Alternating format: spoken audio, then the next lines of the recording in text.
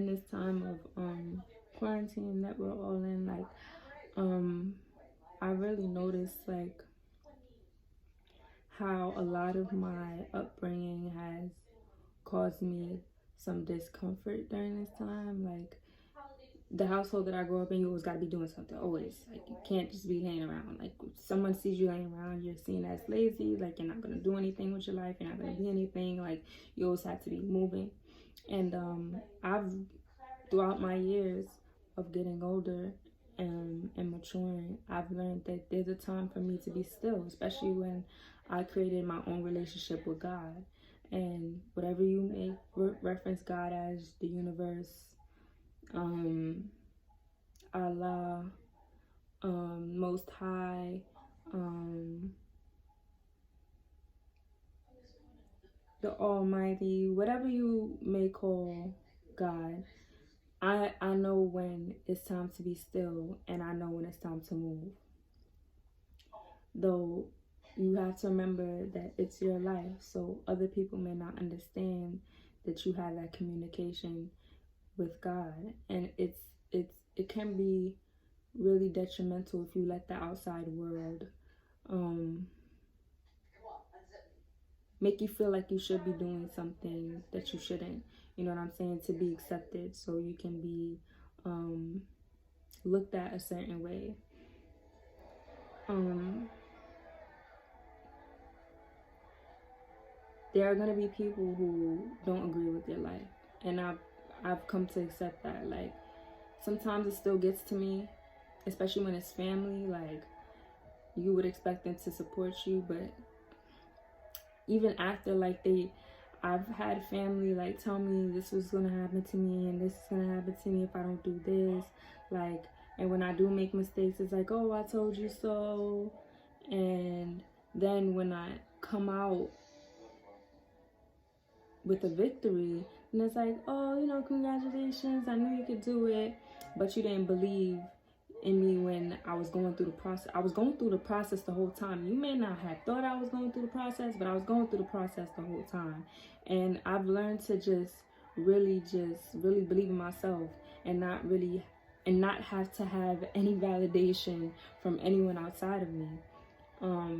So during this time, if you feel that you need to reflect and just be still during this time, do that. If you feel you need to start a project or or start a habit, do that. Do what you feel that you need to do during this time. And I've also been like thinking about my life after this quarantine, like what I'm going to do, what I'm going to do more of, what I'm going to do less of. And one thing I learned about myself is that I self-sabotage. And I already told myself that I've self-sabotaged before, but I really understand that I self-sabotage now. Like during this time, like it's a very iffy time. Like we're all in the unknown. Like it's a very it could be a very nerve-wracking and scary place to be, like in the unknown, and stepping in the unknown and not knowing, and continuing to go forward in the unknown, not knowing what's going to happen. But I've learned that if you do the best that you can and do what you can and let go of what you can't do, like everything will fall into place the way it needs to.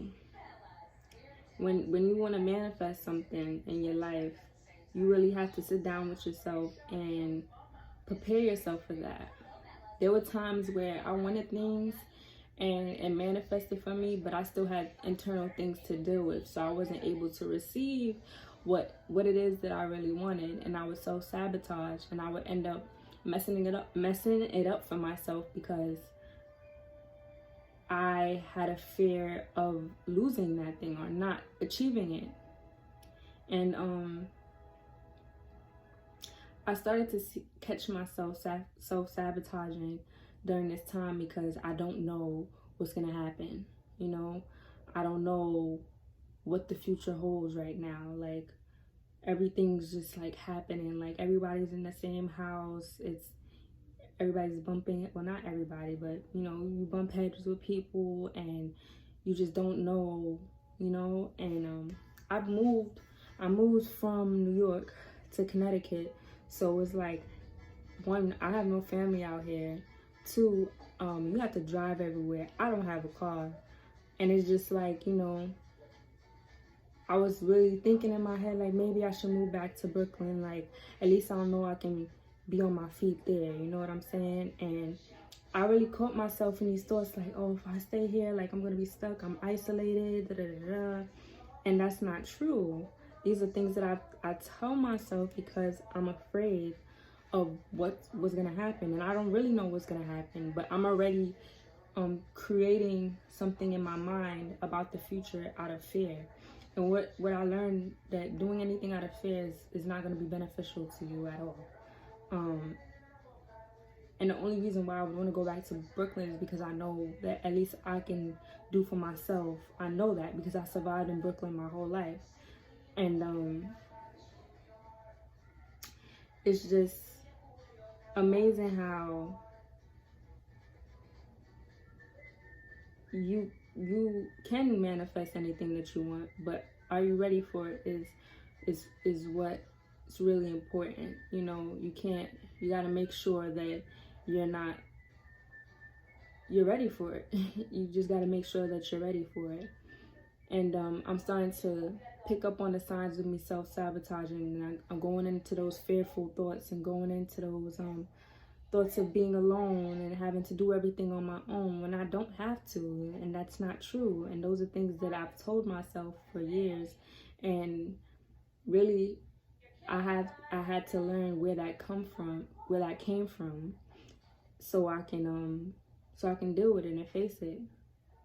And me going back to Brooklyn would have created even more of a disaster. Like, you know, sometimes you try to run away and avoid a disaster, and you doing that, you actually run into a disaster. Like, you ever seen those movies where there's a character and they see the future of something happening, and then they try to stop it, and then it ends up happening right in front of their face? Like Raven always tried to like stop her visions from happening. Well, not all the time, but most of her visions, she tried to stop them from happening, and then her trying to stop it from happening made it happen.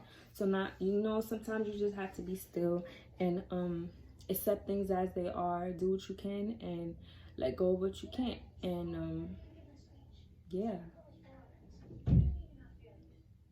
it's a beautiful thing. It's a beautiful thing to have some calmness within yourself, to be like, you know what, right now I can't do nothing, and I'm not gonna force anything. I'm gonna do what I can. I'm gonna do what's best for me right now, and the rest is in God's hands, and I'm okay with that. So yeah, I think that's all I really had to say. So I hope you all are keeping yourself keeping yourself grounded and doing things that you should be doing this quarantine. And again, don't let anybody make you feel like you should be doing something that doesn't sit right with your spirit. You know, don't make old patterns of, you know, if you grow up in a household where, oh, you gotta be doing something all the time, nobody cannot do nothing. Like, don't feel bad if you can't do nothing right now. Like, it's okay. It's all right. If you're not working, it's okay. It's all right. A lot of us are not working right now. It's all right. Just don't stay in that space, you know? Don't stay in that space. Don't feed your fearful thoughts, and don't feed your negative thoughts. Do things to alleviate those fears. You know what I'm saying? Like, if you worried about what's gonna happen, you worrying about it is, after this quarantine, you worrying about it's not gonna do anything. You know, start making some plans, you know, some stuff. Create a new project or something. Do something that'll benefit you in the future, you know? Like, just know when to be still and when to move. I think that's what this is gonna be called. Know when to be still and when to move. Yeah.